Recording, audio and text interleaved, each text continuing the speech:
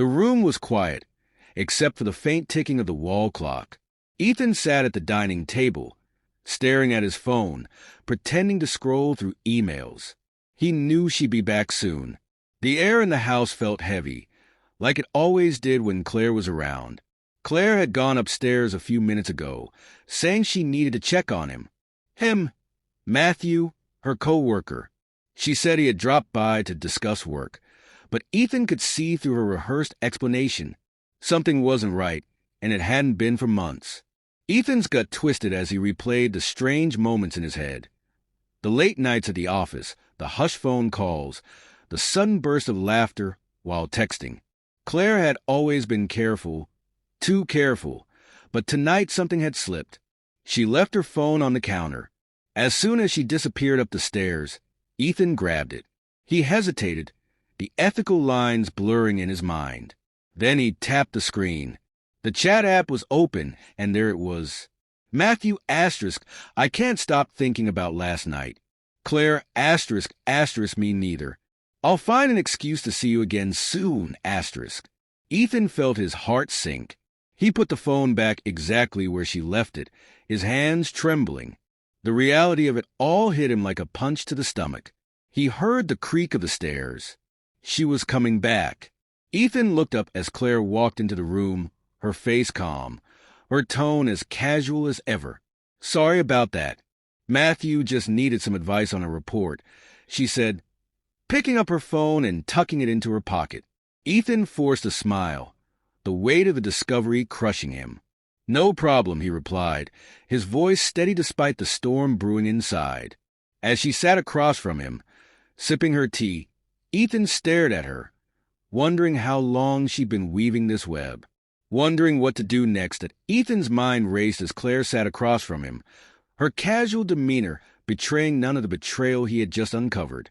He studied her face, the one he used to adore, now masked by secrets.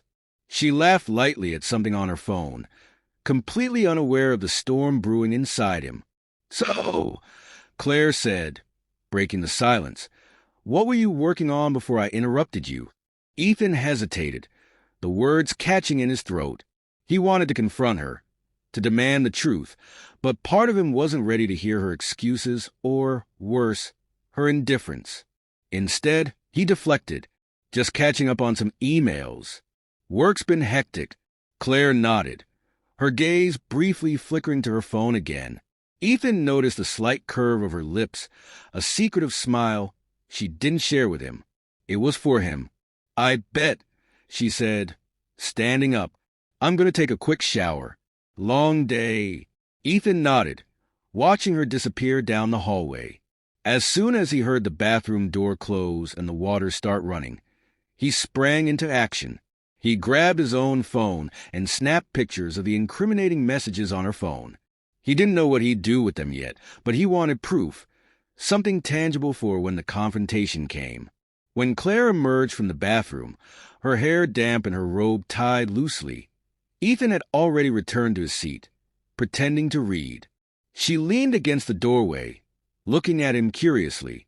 You seem quiet tonight. Everything okay? Ethan forced a smile. Yeah, just tired, I guess. Me too, she said, stretching.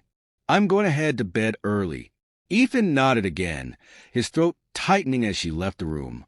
Once he was alone, the emotions he'd been holding back came rushing in: anger, sadness, confusion. How had it come to this? He couldn't sleep that night. He lay in bed, staring at the ceiling, listening to Claire's steady breathing beside him. She seemed so at peace, so unconcerned. Ethan, on the other hand, felt like he was falling apart. By morning, he knew he had to make a decision. Would he confront her, demand answers, or would he let it fester, hoping she'd come clean on her own? But when Claire's phone buzzed on the nightstand and Ethan saw Matthew's name flash across the screen, his decision was made. This wasn't something he could ignore anymore. Ethan stared at the phone as it buzzed, Matthew's name lighting up the screen. He felt the rage bubbling just beneath the surface, threatening to spill over. Claire stirred beside him, her hand lazily reaching for the phone. Who's texting you so early? Ethan asked, his voice sharper than he intended. Claire froze for a fraction of a second, a barely perceptible hesitation that Ethan caught. She quickly masked it with a yawn and picked up the phone. Oh, just Matthew. Probably something about work. She tapped on the screen, typing a response before setting the phone down.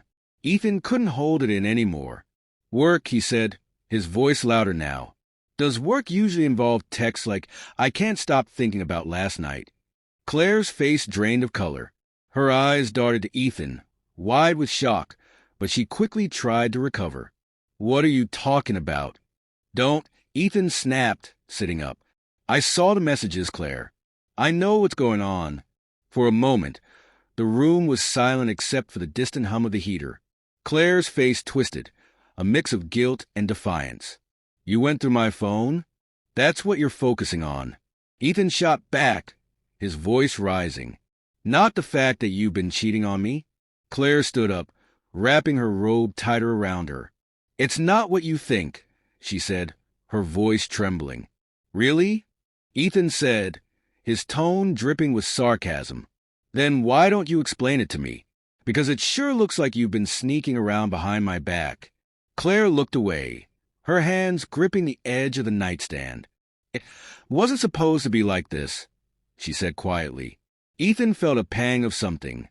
Hurt, maybe, or betrayal, but it was quickly drowned out by anger. Then what was it supposed to be, Claire? Just a little fling? A distraction? What about us? Did that even matter to you? Claire turned to face him, her eyes glossy with unshed tears. I never meant to hurt you, Ethan. I didn't plan for this to happen, but it did, Ethan said coldly. And you chose to keep lying to me, over and over again. Claire opened her mouth to respond, but closed it again, seemingly at a loss for words. Ethan stood up, grabbing a bag from the closet and throwing in a few essentials. I can't do this anymore, he said, his voice breaking. I deserve better than this. Wait, Claire said, stepping toward him. Ethan, please. Let me explain. Let's talk about this. Ethan paused, his back to her. For a moment, he considered it. But then he thought about all the lies, all the nights he spent wondering what he did wrong. Without looking back, he said, You should have thought about that before you chose him over me. He walked out, the sound of the door closing behind him marking the end of something that was once beautiful, and the beginning of something new. Ethan drove aimlessly, the streets blurring through his windshield as his thoughts raced. His chest felt hollow, his mind replaying Claire's face when he walked out. Guilt tugged at him, but anger burned brighter. He deserved honesty, loyalty, things she had thrown away. Finally, he pulled into a quiet park and sat on a bench overlooking a small pond. The morning sun reflected off the water, but its warmth couldn't reach him. He checked his phone, half hoping for a message from Claire, an apology, a confession, anything. Nothing. Hours passed before Ethan returned home. He wasn't ready to talk, but he needed answers. When he walked in, the house was eerily quiet. Claire wasn't in the living room or the kitchen. He climbed the stairs cautiously, unsure of what he'd find. Her suitcase was packed, sitting by the bedroom door. Claire was on the bed, her face streaked with tears. She looked up as he entered, her expression a mix of relief and fear. You came back, she whispered. For now, Ethan said, leaning against the doorframe. I want the truth, Claire. No more lies, no more excuses. Just tell me why. Claire nodded, wiping her face. It started a few months ago, she began. Matthew and I were working late, and it just happened. I didn't go looking for it, Ethan, I swear. But once it started, I didn't know how to stop. Ethan crossed his arms, his jaw clenched. You didn't know how to stop? Or you didn't want to? Claire winced. Both, I guess. I was selfish, Ethan. I knew it was wrong, but I felt alive. I didn't realize how much I'd been missing in our relationship until it happened. Her words cut deep, and Ethan felt his anger flare again. So you decided to destroy everything we built instead of talking to me about it. I tried, Claire said, her voice rising. But you've been so distant, so wrapped up in work. I felt invisible. Ethan laughed bitterly. So this is my fault now? No, Claire said quickly. It's not. I made the choice to betray you, and I regret it more than anything. But I need you to understand that I wasn't happy, and I didn't know how to tell you. The room fell silent. Ethan stared at her, trying to process her words. He felt like a fool, like the life he thought they had was a lie. Finally, he spoke. I loved you, Claire. I gave you everything I had, and you threw it away for what? A fling? Someone who doesn't even know you like I do. Claire started to cry again, but Ethan didn't move to comfort her. He couldn't. I don't know if I can forgive you for this, he said, his voice low. Claire looked up at him, desperation in her eyes. Please, Ethan, don't give up on us. I'll do anything to fix this. Just tell me what to do. Ethan shook his head. You already did enough. I need time to figure out if there's anything left to save. He turned and left the room, the weight of her betrayal heavy on his shoulders. For the first time, he felt like the house wasn't his home anymore. Ethan spent the next few days in a fog of confusion and hurt. He tried to focus on work, to push everything with Claire to the back of his mind, but it was impossible. Every moment felt like a constant battle between his love for her and the reality of what she had done. He avoided home as much as possible, spending time at the office or out with friends, trying to clear his head. Claire texted him several times, each message pleading for a chance to talk. But Ethan couldn't bring himself to respond. He was too angry, too broken. Every word she typed seemed like another lie, another attempt to salvage something that was already beyond repair. One evening, as he sat in his apartment staring at his phone, Ethan received a call from Claire.